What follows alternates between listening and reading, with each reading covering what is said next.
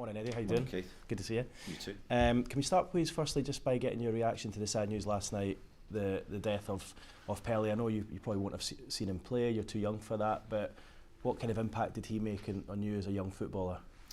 Well, I've seen videos, especially the England-Brazil game in 1970, and yeah, I think in my era you grew up knowing of Pele, thinking of him as the best player in the world that the world's ever seen at that moment, and very, very sad. I think whenever an icon passes away, it's a very sad moment for football. I think just from the initial reaction, I'm seeing the reaction of everybody, media, everyone connected with football. He's certainly well remembered around the world. Just listen to the radio there in the car coming in and hearing people on talking about meeting him in different random places in the country, because he obviously was someone who liked to get around and speak to people after he'd finished playing. Just wondering, did you ever meet him at any stage? No, I didn't. No, I was the same as you driving in today. Heard a couple of stories on the radio just about how humble and what a lovely guy he was. And I think when you hear of that story attached to his greatness as a footballer, I think it's a brilliant thing. Yeah, and we saw the Brazil squad during the World Cup obviously showing their support for Pele after a few of the games. Will you need to maybe put an arm around Bruno today to make sure that he's okay? Yeah, definitely. I think a chat with the Brazilian players that we have, he's an absolute giant in Brazil for obvious reasons for what he achieved for the country. So yeah, certainly be having a conversation and speaking about him to them. In terms of matters here at Newcastle, how are you looking ahead of this game against Leeds injury-wise? Injury-wise, we are without John Joe, Emil Kraft. A couple of other niggles within the squad from the game, but hopefully we get the majority of the players training today. In terms of John Joe, he's gone on record I think a couple of times in saying that he wants to be part of the future here. He's loving everything that's going on. It's been a frustrating time for him. How is he right now, and how much of a setback is this? I think he's disappointed. Like, John Joe's a passionate, I think I said in the press conference a week ago, he's a passionate guy. He lives for football. He lives for that feeling of playing and showing his skills on a weekly basis. So that's a big driver in his life. And I think when he's not able to do that physically at the moment, that's a big thing taken away from him. So I think initially, huge disappointment from him. And we're currently supporting him. Saw him yesterday and had a good chat with him yesterday. He's a lot more positive now about the future and really focusing on his rehab. Although the time period is lengthy, it's not that, it's not a long-term injury. He can very quickly get into his rehab, start running again quite quickly. So I think there's a lot to be positive about. Does his latest injury alter your thinking perhaps ahead of the January transfer window? Does it make that midfield position a priority in terms of bringing potentially someone in? I think that's something we're reflecting and analysing on a daily basis. I think we'll have a look at it. We'll have a look at our squad. It's a forever changing thing, day by day. So yeah, I don't think it's forced any immediate reaction to say, right, we must do this, or no definite decision's been made. But I think we'll reflect. How is Callum Wilson after his illness? Will he be okay? Yeah, Callum's improved. He trained with us yesterday. So yeah, he's in a better place. Can you talk to us a little bit about Chris Wood and the way he's stepped in recent weeks, because he's been very, very impressive for a guy who probably didn't play too much at the start of the season. He looks like he's never been away from the team. I think Chris is really adapting well to our style of play. I think last year the team played a way. I think this year we've played a slightly different way, and we're evolving and tweaking as we go week by week. I think Chris has really come with that. And yeah, I'd say the last few games he's been probably his best performances for us since he's been here. I think the Rayo Vallecano game, I thought he was outstanding. Tactically, physically very good, and I thought he carried that one into the Leicester game. So I'm really pleased with Chris. He's a very dependable character, very dependable player. I think he's been excellent. And if you get through tomorrow undefeated, that'll be 4 months exactly undefeated. I think 14 games, the final third of the year. What do you make of that when you look at it in terms of how you guys are progressing as a team and the end to the season, because it's been very impressive? It has. I don't like really reflecting too much on stats, and if we can do that, I think it's a difficult one for your brain to comprehend, because we're so close to the game. I think we're looking at this is just another game for us, a big game. but we'll prepare as we have done for the previous group, and hopefully that will stand us in good stead. And a very high intensity game. I would expect the two teams, going to be at it from the start. Yourself and Leeds. Can we expect a real cracker? I think yes. I think from a physical perspective, it will be two teams that give their all.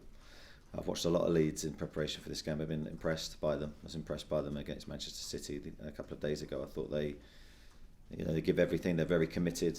They're playing for their manager and leaving everything out on the pitch. I think they've been unlucky not to get more points. So we do anticipate a very fast-paced game against two good teams. Cheers, Eddie. Thank you. Come on, Eddie. Just one on Pele. I know you're talking there about how you kind of grew up around the legend of Pele, but how would you describe him to the current generation of kids that are growing up now? As a player? Yeah, and as a person as well. I think as a player he was incredibly talented. You look back at his goals, they're all different types. Now some of them are in black and white, some of them are spectacular, some of them are tap-ins. He had a mixture of ways. A lot of them are headers as well. Very good in the air, very good spring for a small guy. So I think as a footballer, it was for me. There was a defender. I love to watch goals, believe it or not. So it was a show reel of his goals and his best moments. But then I think there's some iconic sort of sporting moments you look back at. As a person, obviously I never met him, so I don't know him. But you look back at the sportsmanship with him. Bobby Moore at the end of the game in 1970, and those iconic images I think are so powerful. So I think that's where I'd give him a lot of credit for that as well. And just on Newcastle, it's been quite a while since the club were as high up in the Premier League table. A relatively new experience for you as well as a manager, being this high up in the Premier League table. I wonder how much you're enjoying it, being up there fighting with the likes of the Arsenals and the Manchester City of the world. Certainly better than the other end, I can tell you that. I think it's just it's slightly different. I have been at the right end of other leagues, and I think the situation, although it's by name it's different, the situation's the same. I think you're dealing with a different kind of emotions, different kind of pressures, different kind of reactions and dealings with your squad, because the challenges are different. We have to be very focused and concentrated on our delivery of our training sessions in a different way to maybe where if we weren't getting results. So I think we're hopefully clever enough to sort of analyse that situation and try and get the best out of the squad, keep them concentrated on what's important and how our actions and attitude then can affect the games going forward. It's become a constant fixture of any Newcastle United victory, but the team photo at the end of the Leicester game had a few more members of backroom staff. It had Serena, the club photographer, in it as well. I just wondered how the success on the pitch, or how much of that success on the pitch, is down to almost the unsung heroes, if you like, off the pitch, creating this atmosphere around the club right now. Yeah, you can't underestimate that. From my perspective, I think everyone plays a part. Every person that interacts with the players, that does a job for Newcastle here at the training ground and at the stadium, impacts results. I do believe that, sometimes in a very small way, but that small way can still make a difference. So I think we're really fortunate to have a brilliant group of people at the moment that are supporting the players. And there's so many unsung heroes, I wouldn't want to single one out to then forget someone else. But hopefully I show in the way that I treat them and speak with them that they're very important to me. We saw at Arsenal earlier on the week that Arsene Wenger was back at Emirates Stadium. I know we've talked before about how you want to maybe integrate club legends here at Newcastle United back in and get them along to the training ground. I wondered if you were any further forward with that ahead of 2023. It's a very, very good question, very good link. I saw Arsene at the game and I thought that was a really, really good moment for Arsenal and for Arsene, I'm sure, to go back to the club that he gave so much to sit in the stands. I thought it was a great thing to see. So I'd certainly encourage it, and I want to start that process here. Nothing's happened at this moment in time, but I'm sure in the future it will. Just one on the transfers. How would you want Newcastle United ideally to look by the end of January? Stronger, obviously. If we can, in any way, a stronger squad than when we enter the month. What that looks like, I don't know, Andy, at this moment in time. And just finally, ahead of this Leeds game, I can't remember when it was, a few years back, Jurgen Klopp likened Liverpool to heavy metal music. I'm not going to ask you what type of music this Newcastle United squad's currently like, but how much does it reflect the St James's Park atmosphere at the moment, the way you've got this Newcastle United side playing, the passion, the intensity, almost the unrelentless attitude of them? I think hopefully the two things are mirrored, and definitely that's what we want to create. So the atmosphere that the crowd and the energy the crowd give us is extreme. When you get that force with you, you don't want to then flatten it. You want to embrace it and encourage it and develop it further. So hopefully that our style is doing that, and hopefully we can continue to work together. So, thanks, Eddie. Thank you. Morning, Eddie. Morning. As a manager, how much of a challenge is it to keep getting more out of your players that are already giving you so much? I'm thinking of when Bruno made that tackle at Leicester and his celebration, just putting everything into those tiny moments. When you're getting that much, how do you keep getting more out of your team? Yeah, good question again. I think we have to keep pushing boundaries, and we have to keep the players in a very focused place. So we're not even halfway through the season yet. So much can happen between now and the end of the season.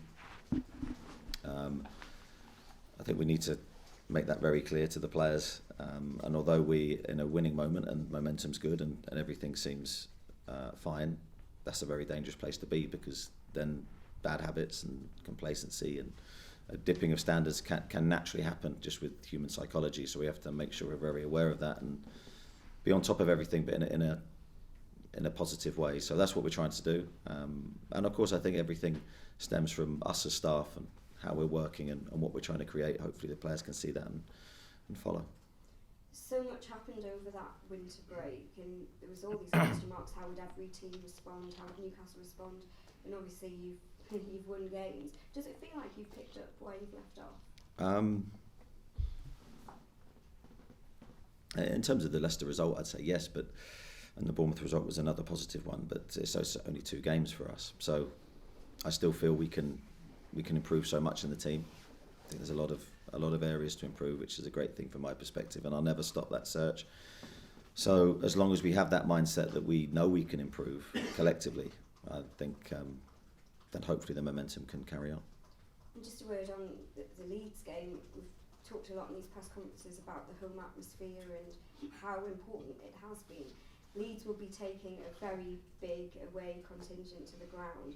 They also are a team that come alive when they go behind. They often don't know when they're beaten. Is that potential banana skin for kind of continuing this impressive home record? Yeah, I think it's a difficult game. I think Leeds are a good team, and for all the reasons that you've said, they do have a spirit and a collective mentality. You can see that when they play. They are a dangerous team. They will be supported well. So we have to make sure that we involve our crowd very early in the game and get that force as strong as possible. And as I said earlier and touched on it a couple of times during the press conference today, make sure we don't drop our standards and make sure our motivation to win is just as strong as it has been all season. And just finally for me, you said last week that you were hoping Isak would be involved in a busy January period. Is he still on track for that? Yes, he is, yeah. We're hopeful. We will see him in January. Thank you. Thank you. Simon? Good morning, Eddie. Just the other side of the standards thing, as you said, standards have to be monitored and maintained at all time. But as we sort of approach the end of the year, how proud are you of the group, and not just the players, but everyone beyond, that there seems to have been this idea that people have accepted the idea of raising standards throughout this year and maintaining them? Yeah, to this point, as I sit here today, very, very proud of the group, everyone connected with the club and what they've given. 100% effort. I've seen a real collective force. I've seen people putting the team ahead of their own self-interest. I don't think you have the success we've had in this calendar year without that, so the challenge is to maintain that and improve that, and that's what we'll be looking to do into the new year. Okay, Damien? Eddie, given the situation you came into, and even after the start you've had to the season, is 40 points still the target? The initial target, sorry.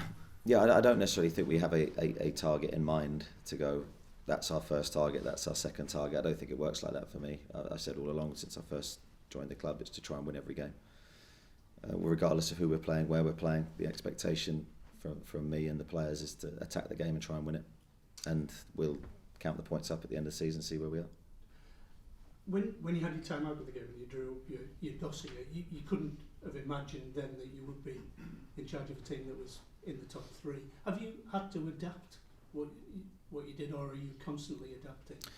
I think you're constantly adapting, constantly looking at football. World Cup was a really good thing to do as well, to analyse the game and see where the game's going and try and be, if we can, ahead of what's coming next. So I think that process never stops. I think as a coach, if I'm ever sat in a position where I'm going, well, I'm going to do what I've always done, I think I'm going to be losing. Not necessarily in terms of results, but long term, my development has to be always thinking ahead and trying to be ahead of the curve. So that's a difficult thing to do because football changes so quickly. I've seen it in a really short time in this Premier League season. The game's changed, tactically teams change. It's such a strong level that we have to be ready for what's next. Yeah. Simon?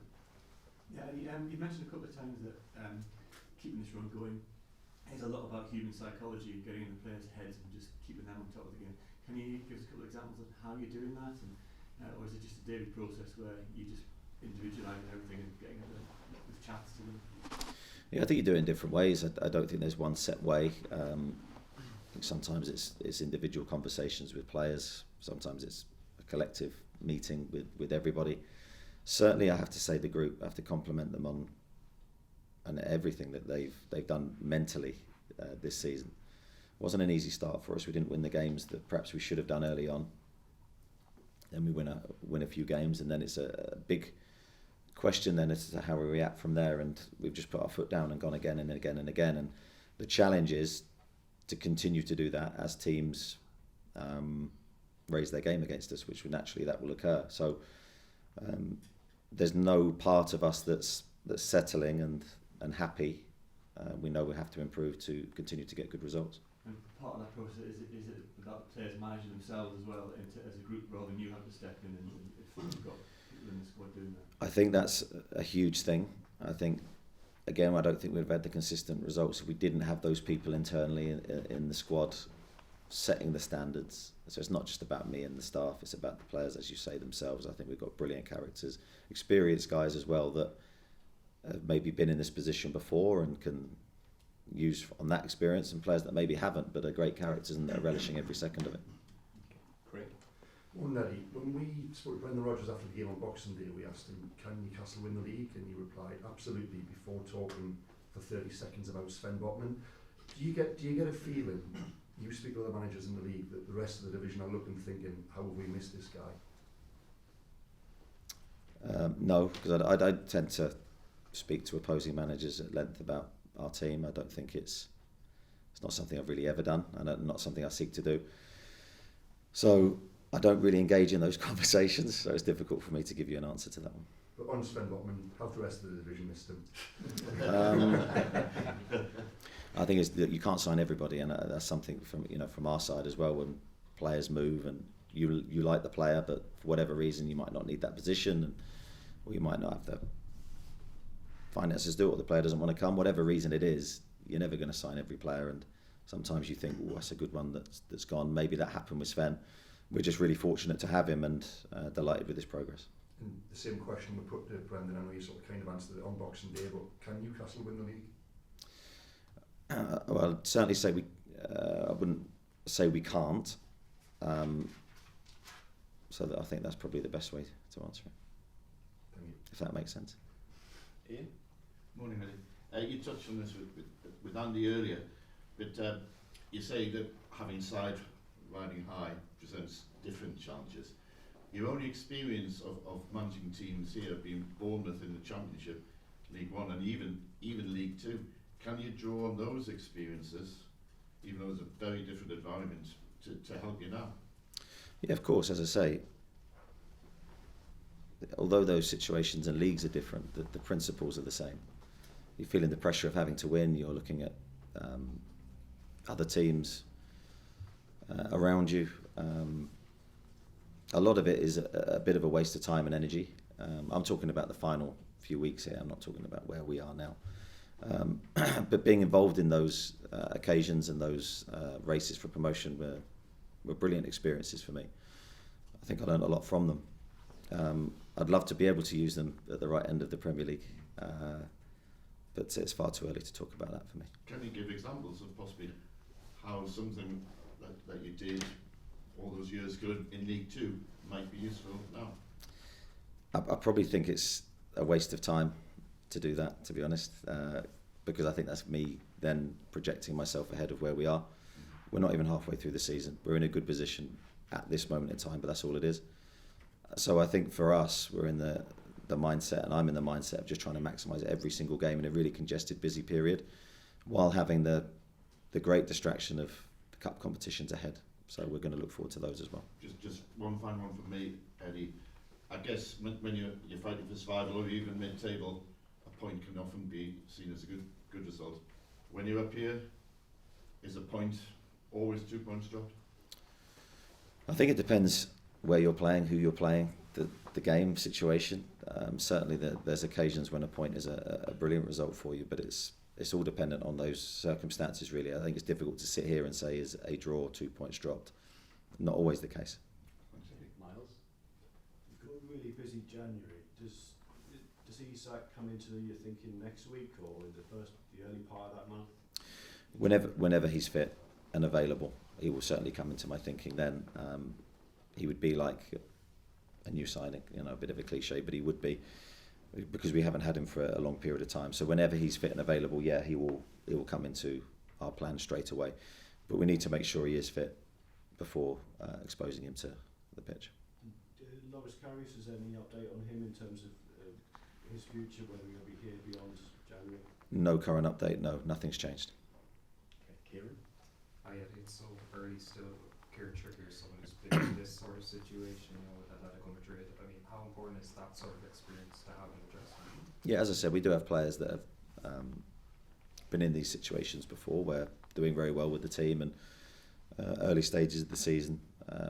Trips has got brilliant experiences in Atletico, as you say, and also the national team. So, yeah, having players internally in the squad that can help guide and educate players around them in terms of behaviours and what to do and how to handle ourselves, especially when we're winning. That's a big thing.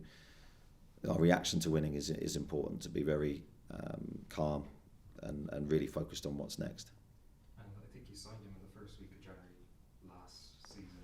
In an ideal world, I suppose you'd like to strike early, but is it about holding your nerve a bit as well with this? I know other teams have already got deals lined up. It shows how high the stakes are.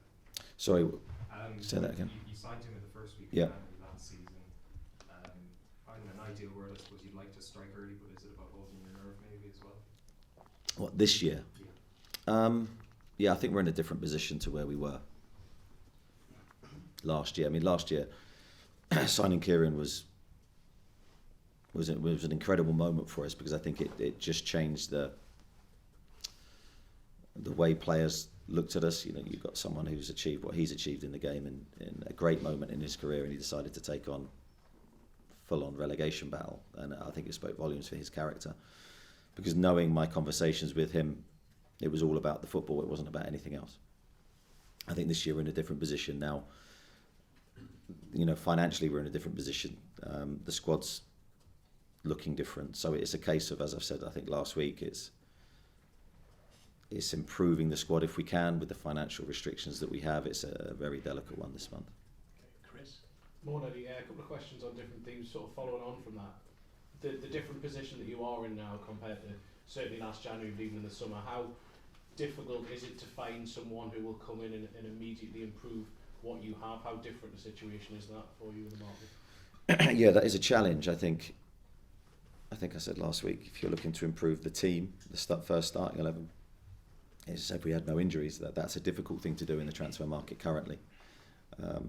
Again, with an unlimited budget, that might be possible with not that we necessarily have a budget at the moment, but with financial fair play looming and those restrictions, it's almost impossible. So then you're looking, as I say, at the squad, and can you improve the squad? Now that's a different question, but anything we do in January then potentially harms us for the summer. So there is always another window coming up, and what you don't want to do is handcuff yourself for future windows. So there's a lot to consider. And also just a question about the home form. Obviously, when you arrived, Newcastle hadn't won yet. You won one game at home by the turn of the year. You lost to Cambridge very early in 2022, and you ended in fantastic home form, unbeaten so far this season. How did you go about addressing that, and how important has that been so far this season? I think the biggest thing was probably our style of play, trying to involve the crowd in the game. We didn't want to sort of exclude them from the energy of the game, and I feel then we had to create that. We had to involve the crowd in it, try to in every moment. Such a powerful force. So we felt the best thing to do that was to try and play at a really high tempo, to try and see the crowd see us giving everything to win. So I think then there was an engagement and a positivity. Now the challenge for us is, when you have it, is to try and not lose it and to keep the crowd with us at all times, because I think they're like an extra man for us. Okay, Martin. Sorry, with regard to Alexander, do the two cup ties offer you an opportunity? Are you talking about, say, Fulham and beyond? Is the chance to bring him back? I'm just going to have to judge it on when he's fit. I can look at games and think this game will be good for him, but it's all dependent on how he feels and if he's ready to play. And is he now fully training with the squad? Is he at that level yet? He's very close. And how hard has it been for him for the few months that he's not been able to play after a big move? And have you had to have conversations with him to kind of keep him right? I've had to have conversations with him, not to keep him right, but for me to find out how he is feeling and to try and help him. Naturally, he's been disappointed. He's desperate to play and desperate to prove how good he is. But it's more a case of just trying to keep him calm and trying to make sure he realises a long future ahead of him here. And we just want him to be right when he enters the pitch. And what impact can he have on the second half of the season? Well, I think he's a supremely talented player. I think he can have a big impact, but we have players that have played really well in his position, so it's going to be a challenge. It's not a case of just walking back into the team. And I think it's the beauty of our team at the moment is whoever's grabbed the shirt has elevated their performances to make it difficult for other players to get back in. So that's the beauty of a really healthy squad, when you've got players that are fighting for the shirts, and it elevates everyone's performances. Jordan? Just one that happened away from the club on Boxing Day. I think Matty Longstaff's picked up a serious knee injury. Have you heard anything from the player himself or coach Chester? Yes, we've seen Matty. Matty's been in for a couple of days to get his knee assessed and checked. So it does look like it's potentially a difficult injury for him. Don't know exactly the details of that. We're trying to find. Well, he's going to have scans, and the full extent will be revealed. But it doesn't look good for him at the moment. Does that come at a really difficult time for him personally as well? I think he's out of contract at the end of the season. Obviously, his loan was up next month anyway, so it's potentially he's going to have to do his recovery and not have any game time anywhere else. Yeah, very difficult for him. I mean, he's a brilliant lad. We really like him as a person, and it's a very difficult time when your contract's coming up. To get potentially a long-term injury is a real difficult one for him, but we will support him as a team, as a club, and make sure that we fully nurse him back to full fitness. Thank you. Okay, Lee? Eddie, do you think Liverpool have thrown the gauntlet down a little bit in the window by getting that one in early? I don't know. They've acted and signed a top player, so good for them. But it doesn't impact anything from our perspective. But we know that people will move in the market. It'll be interesting to see how January unfolds for a lot of teams this year, and to see how fluid the market is. Certainly, last year we signed some very good players, but we found it a difficult market to manoeuvre in. So it's not an ideal time really to do too much business. Does the John Joe Shelby injury, has that changed anything? I've read a couple of bits and pieces saying that that's altered your strategy in this window. Is that accurate? I said earlier, I think we were always reactive to what happens internally. You have to be. So I wouldn't say it's changed our strategy currently, but it's something we are re-evaluating. And this Leeds game, obviously New Year's Eve, holiday season, it's going to be lively. Is that something you're going to remind your players about? It's not going to be one for the faint hearted. It's a bit of a local derby in some ways as well.